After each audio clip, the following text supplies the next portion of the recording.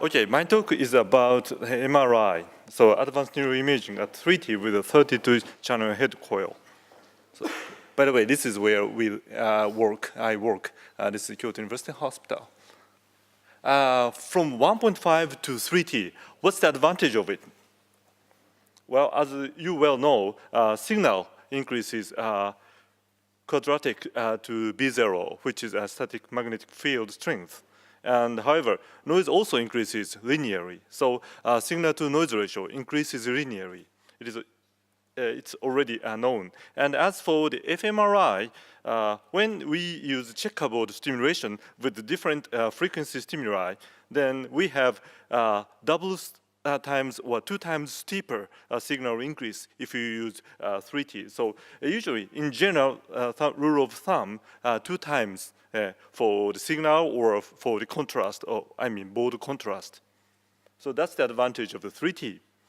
And this is a system which we use, we use this with 32-channel head coil. And as for the head coil, prototyping was conducted by QED Incorporated, which was funded by NYBIB, which is a kind of branch of NIH. And during that report, it is said that for the next generation 3T or brand new 3T, not conventional channel is enough. At least you have to go to more than 16 channel. So this kind of head coil with multi-array is now required. So if you go from 14 to 32 channels, you have this kind of SNR profile. If you see, this is at the very edge, much higher, probably 1.5 times higher as SNR can be obtained. And even at the center, the SNR is a bit higher than 14-channel coil. And this kind of signal advantage can be used to increase image quality or increase time resolution, I mean speed. So I will touch upon these 2 issues. So first one is high quality. So even using default 14-channel head coil, at 3T, you can have very high resolution images.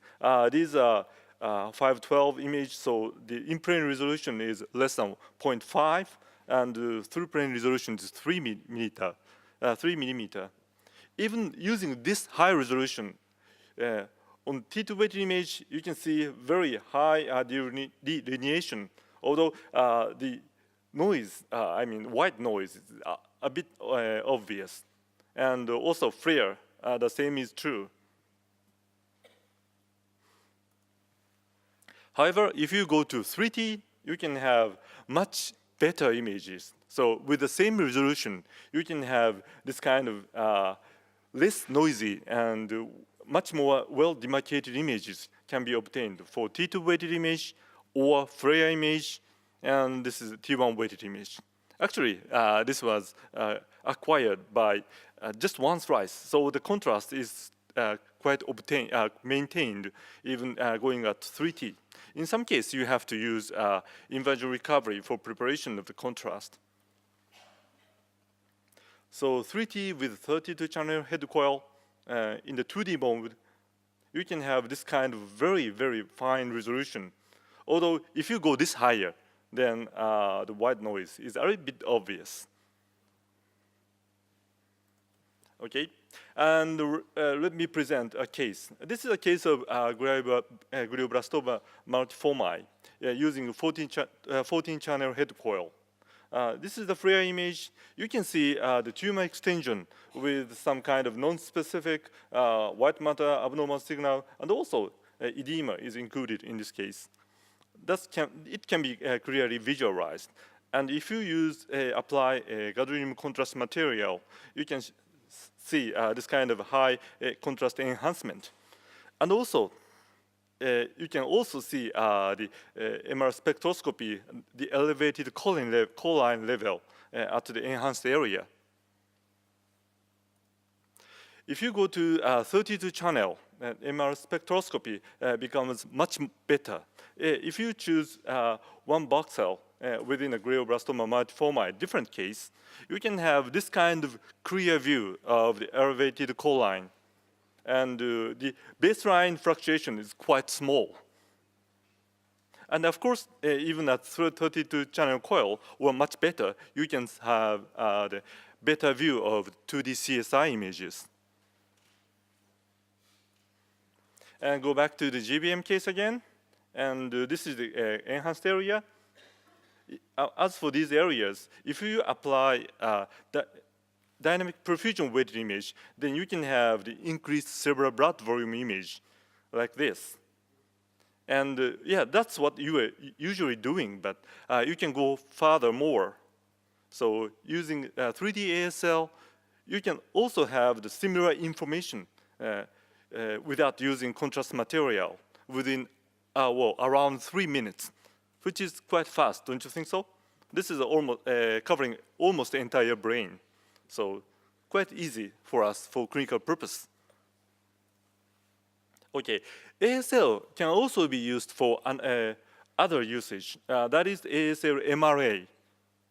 When you use shorter inversion time, in this case, 800 milliseconds, then you can visualize MR angiography quite well.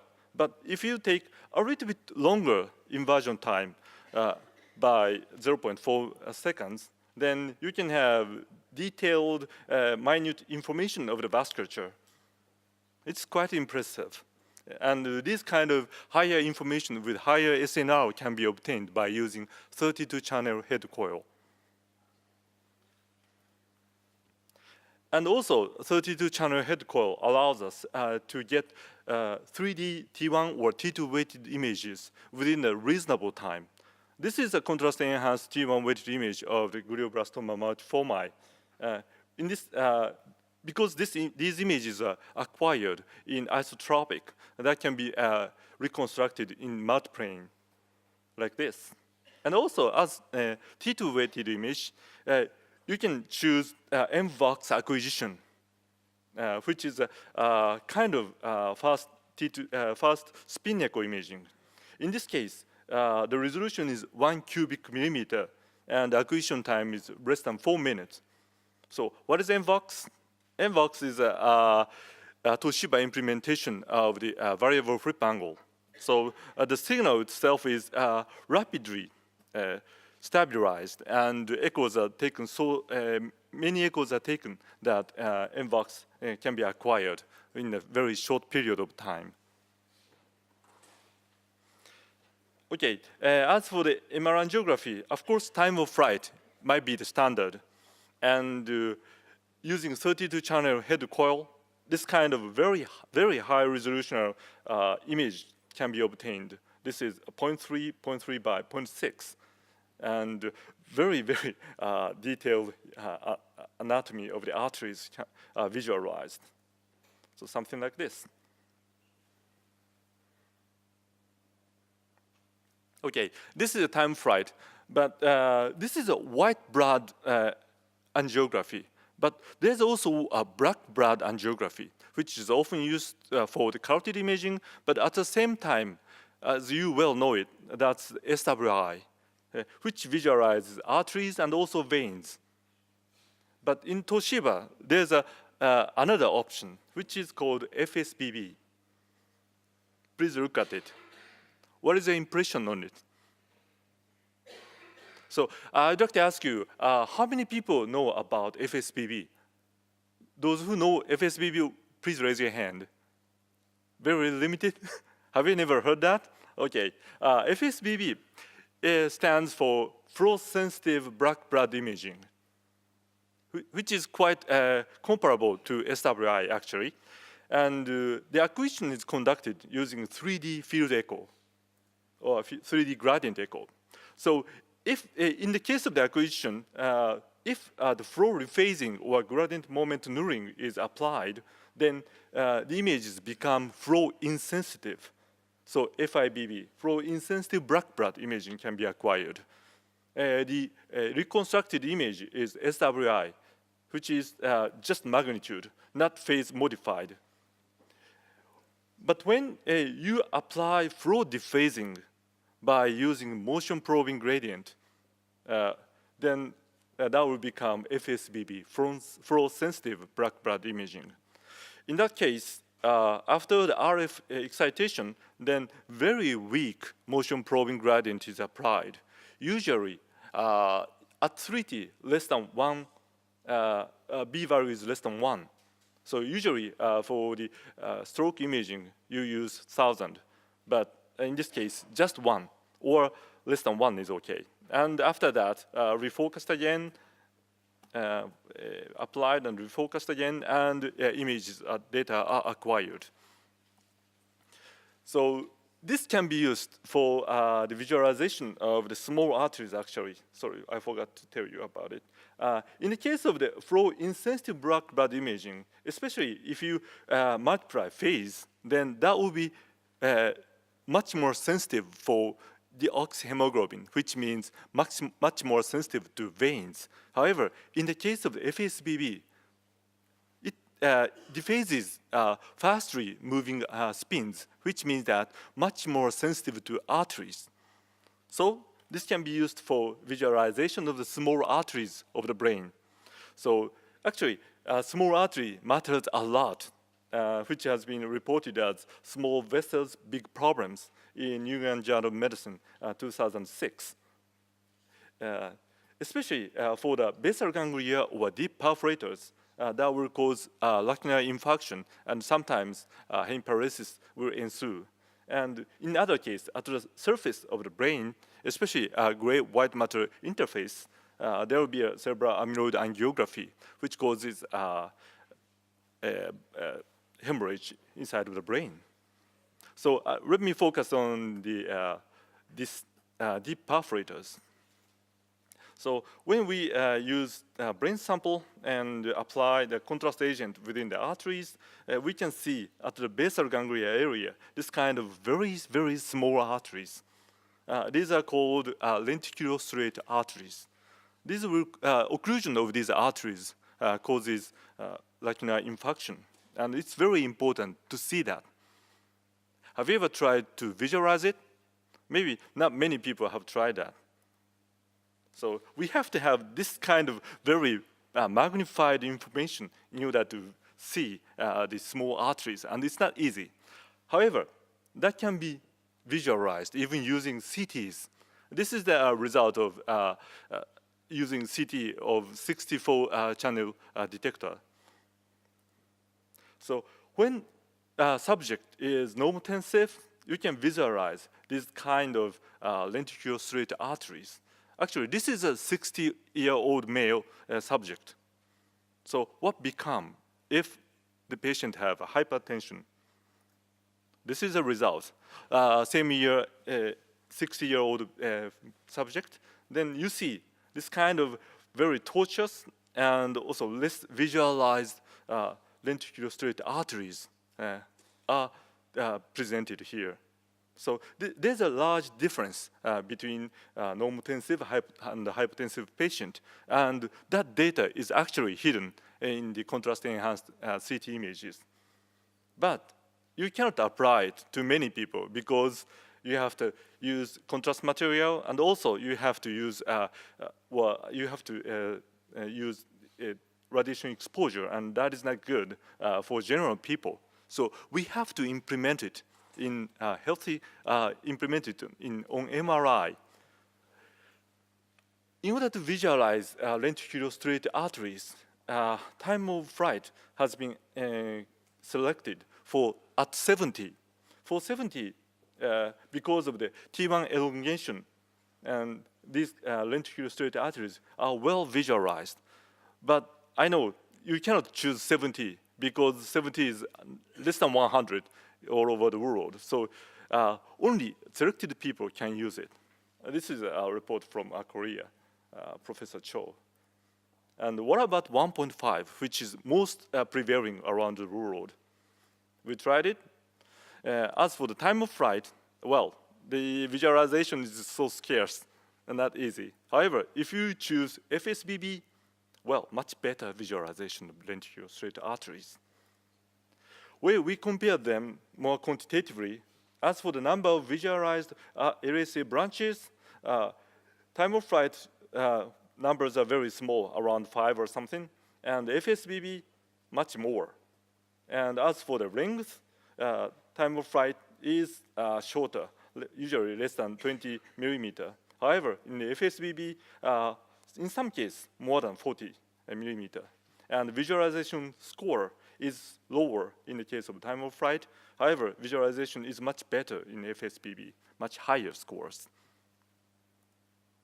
Okay, should we go black or white? That's the issue, but even if you use white, you can be a bit better. So this is a report. Here you can see at 1.5 lenticular straight arteries. This kind of image was obtained by using background suppression, which in Toshiba it's called source STC pulses, and also water excitation is used. Then background is rather suppressed, and this kind of lenticular straight arteries can be observed using time of flight. However, that have to be improved. Okay, back on FSBB. So in the case of lacunar infarction and hypertension, when there's a lacunar infarction plus and nothing at 1.5 T, as you see, the FSBB visualizes lenticular straight arteries a bit similar. However, if you see the number, or if you count the number, if there's a lacunar infarction, the numbers are smaller than those who do not have lacunar infarction. So number is decreased in the case of lacunar infarction. And in the case of the hypertension, when hypertension exists, then visualization itself is a little bit decreased. However, you can see many branches actually, although it's not easy to count. But when there's no hypertension, of course, a better visualization can be obtained. So what is the difference in the hypertensive or normotensive observed in this FSBB? In that case, length is much shorter in the case of the hypertension. So in the lacunar case, the number is reduced, and in the case of the hypertension, the length is reduced. That kind of significant difference could be observed at 1.5 T. Well, what about FSBB at 3 T with 32-channel head coil? This is a case of the moya-moya disease. So you see, no middle cerebral arteries are visualized. So what become if you observe it with FSBB? You see, this kind of very well dilated and many branches are visualized. Some are quite similar to the size of the M2, and which is very large. And in some cases, this kind of hemorrhage, microhemorrhage, is observed, which will give us much more information, which is not visualized until now. And I hope I could do more work on it. Okay, Toshiba actually provides another choice. That is HOP, hybrid of opposite contrast MR angiography. For the, this sequence consists of two echoes. And the first echo gets the time of flight white blood signal. And in the second echo, they get the FSBB, fluorosensitive black blood one. And if you subtract second echo from the first, you have the background suppression as well as better visualization of the small arteries. This is quite good, don't you think so? This is the HOP MR angiography. And this is the actual case. In the, when there's a coronary radiator infarction, if you use just time of flight MR angiography, well, non-visualization of the right ICA and MCA. However, if you choose to use HOP, then you can better visualize some more circumferential or collateral arteries, and more detailed distal arteries can be visualized using it. Okay, let me talk about high-speed imaging. Time is brain, and somebody did quantification. And in the stroke 2006, estimated pace of loss in typical large vessels acute ischemic stroke, then per minute, around 2 million neurons are lost, and 14 billion synapses are lost. And the brain is accelerated aging by 3.1 week. That kind of fast aging can happen. So time is brain, really. So we have to cope with it. In order to do that, we have the parallel imaging method. So long as there's a 32-channel head coil, they have a very small one and very limited sensitivity range. So that can be characteristics can be used for higher parallel imaging factors. Okay, 3T and 32-channel coil for parallel imaging. Without parallel imaging, for this kind of coverage of the MR angiography, it takes around 10 minutes. However, if you go 2 by 1, I mean, in the phase encoding direction, just acceleration by factor of 2, then the imaging factor becomes less than 5 minutes.